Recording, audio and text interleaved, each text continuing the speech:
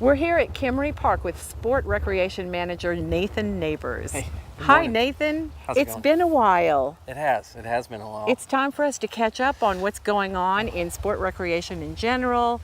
Of course, we've got the backdrop of Kimmery Park, which Yeah. happens to be quiet right at the moment. Yeah. And that's kind of like you said. It's time to catch up, and we have a lot to talk about. We have our indoor soccer signups, which are going on right now for 3 and 4 year olds, 5 and 6 year olds, 7 and 8 year olds, and those three age groups. The signups are until January 8th, and then that's $30 per child. They can sign up at 108 Pleasant Street, which is where our offices are. Go online, download the form at cityhs.net.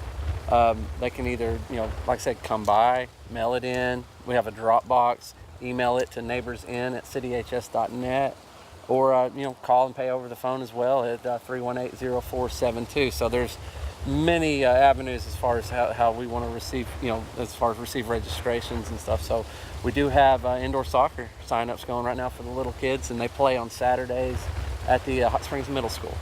So what are the dates of that indoor soccer season? It'll start at January 23rd, or that last Saturday in January, I guess the fourth Saturday in January, and it lasts through the first to second week of March, right before, actually, we take the coldest months and we go inside and play. So you have a partnership with Hot Springs Middle School. How is that going? It's going great. Mike Hernandez, the new superintendent over there, has been really good as far as creating partnerships and just really trying to get the kids, students active as well as our citizens. So he has a dual interest as well. So it's been good. Well, and when you're talking that age kids, it's probably a really fun sport to watch. It is. In the 3 and 4 year olds, a lot of times it's their first organized sport to play, and that's what makes that program unique. Is we have a lot of kids that it's their first time to go out in a controlled setting, and soccer is the perfect sport for that, because as you know, not all kids can shoot a ball, catch a ball yet at that age, but a lot of them can run and kick, and that's really the main thing. We do have benchmarks that we're trying to get the coaches to teach them, but mainly it's stop on the whistle and don't use your hands. So it may be looking like chaos at the very beginning, but that's the fun of it, right? It is. Yes, it's the beauty of it. Okay, so we're talking about wintertime. That's something that can be done no matter how cold or stormy it is outside. That's right. But then moving on into the spring, Right. what is on the horizon? Okay, January, the first week of January, we start our girls softball signups, and as well as our adult softball signups for the spring. Those last through the end of January. I guess the first week of February is when the signups end. Same way to register. Come by the office, or you can get online. And as well as it's just the exact same avenues. We'll be taking sheets to all the schools and stuff. And there'll be some at Dick's Sporting Goods and at Graves Sports. Well, there's other places they can pick up registration forms. So those signups start for adult league, youth league, softball. So January 1 is when we really start catching speed and going, and we start playing in April. Okay, and then how long does softball season last? Softball generally lasts to the middle of November. Like we've just been shut down for about a month now, so it lasts from from March till April, because people are practicing and doing scrimmage games and all that stuff. So is softball kind of the bread and butter of here at Kimmery Park? It really is. I mean, last year we had 124 teams out here total.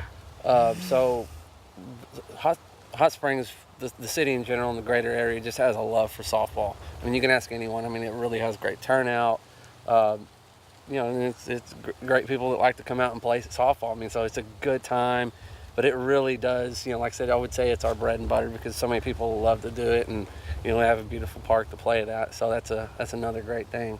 Well, speaking of the beautiful park, what are the logistics of planning for the practices and the actual games of all these teams in limited space here at Kimmery Park? How does that all work? We talked about chaos a while ago, but so that's where we're kind of dabble into it. But what it is they call me, we schedule, we make sure everybody does get a time, but we let the youth. We take care of the kids first to make sure they get the earlier times, and the adults can come out from usually from 8 to 10 in practice, with lights, if need be, and they set it up through our department. We do post reservations at the pavilion down there, so everybody knows where they're supposed to be and when they're supposed to be, so there's no confusion. And the last thing we want to see is somebody kind of get into an argument over who's supposed to be where. So we do try to keep the communication flow very, very open, for that. You can only imagine what it's like Yeah, to it's schedule fun. all It's these really fun. teams, and again, a great spectator sport for Oh, people to come wonderful. out and see all the Totally softball, free to the whether public. it's Free to the public. because there's always something interesting going 5 on. nights a week. Right. Of course, we would be remiss in not mentioning the wonderful improvements at Kimmery Right. Park. Right. So, what has basically, can you summarize what has taken place and what's planned for the future? We've done a an infield improvements over the last 2 years, as well as we've put the synthetic turf down, as you probably can see in the background, as well as the pour in place. And then this year we're actually looking at redoing the fences on the outfields, and then as well as doing an outfield advertising. So that really brings a lot to a ballpark as far as the aesthetic. Value to a ballpark, but with the fencing enhancements, these fences are around 15 to 20 years old, so it's time. They're old, they're tired, and it's time. Do to they put get new a ones up. beating?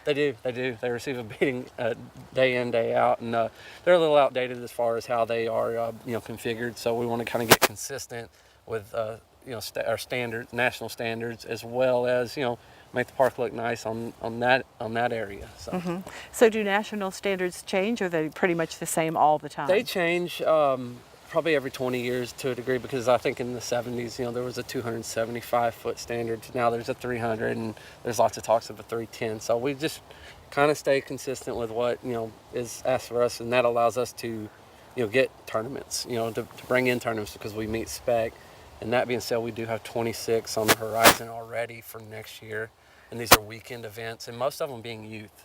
26 tournaments? Yep, scheduled for next year, and that's as of right now. It'll grow. That number will grow, but this year was our year to really focus and bear down and really recruit tournaments to get bring them people to Hot Springs on the weekends from out of town. So these tournaments mainly being youth, and they do as we all know, the kids don't come by themselves, so they do bring people to Hot Springs. So we look to really hopefully add to the already robust tourism market here by weekend sports tourism. So that's fantastic. So how does that number of 26 you said to date compare with this time last year? Are we on track, or we're ahead? We're ahead. Last year we rounded up with about 15 events, and we were real conservative because we were looking at sports management companies to come in. So we really wanted to evaluate them, and to have it going every weekend really didn't give us a fair shot as a department to sit and evaluate each one. So this year we've been able to evaluate as well as track other people's, what they're doing at other places. So it really puts us in a great position. So like I said, we're ahead of everything and, in good shape. Exciting. Well, definitely, if people are not keeping Kimmery Park on their radar, they need to, because it's the place to be. Yeah, it has plenty to do. And like I said, from April to November, when the weather's great, when the weather's hot, when the weather's cold, we're out here doing something.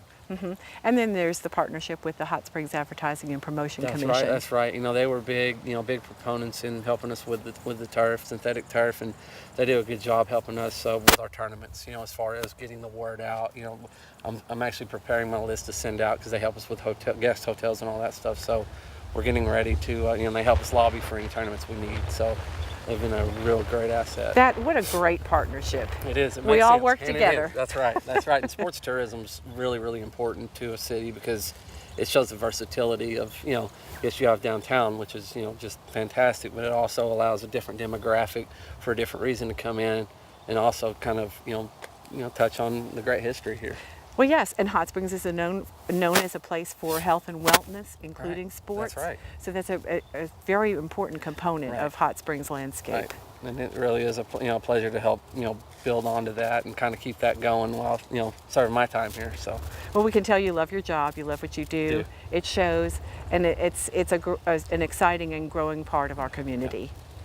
Well, thank you so much for the update. Yeah. We really appreciate it. We need to stay in touch with all the new things they're coming down the pike in the coming months and years as far as sport recreation goes. And next week, we'll bring you more city news.